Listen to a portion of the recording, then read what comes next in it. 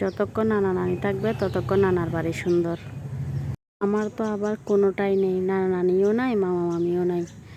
তো আমার মায়ের একটা ছোটো বোন আছে, উনি থাকতো, কিন্তু উনি এখন থাকে না।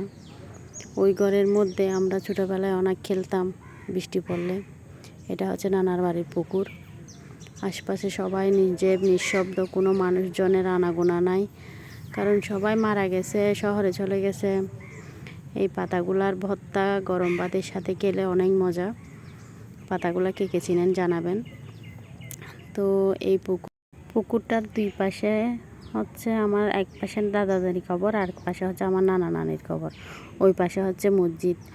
তো এই পুকুরে ছোটোবেলায় অনেক গোসল করতাম, খালাতো বোনেরা সবাই মিলে আনন্দ করতাম। এখন সবার বিয়ে হয়ে গেছে, সবার যার যার জায়গায় তার চলে গেছে, এখন আর আসা হয় না এরকম। তো আমার একটা ছোটো নানু আছে, ওনাকে দেখতে আসলাম, দেখতেছি উনিও নাই, ওনার মেয়ের বাড়িতে নাকি চলে গেছে। এখন এখানে এত বেশি মানুষজন থাকে না, ছোটোখাটো কয়েকটা মানুষ থাকে। এটা হচ্ছে আমার ছোটো নানুর ঘর, ওনার বউ আছে, তবে ওখানে যাওয়া হয়নি না।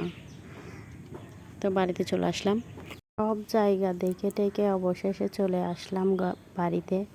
ভাবিকে সকালে বলেছিলাম আমি আজকে কচু শাক দিয়ে ভাত খাবো, তো উনি আমার জন্য কচু শাক নিয়ে আসছে। আমি আর আমার মেজো বোন ছোটো বোন সবাই বাড়িতে বেড়াতে এসেছি, তাই কচু শাক রান্না করার জন্য আমার ভাবি কচু শাক তুলে নিয়ে আসছে, সেগুলো উনি এখন কুটতেছে, এখন রান্না করবে।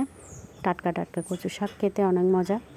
তো সব কিছু মিলিয়ে ভিডিওটা কেমন হয়েছে জানাবেন। সবাই ভালো থাকবেন। আসসালামু আলাইকুম, টাটা, বাই বাই।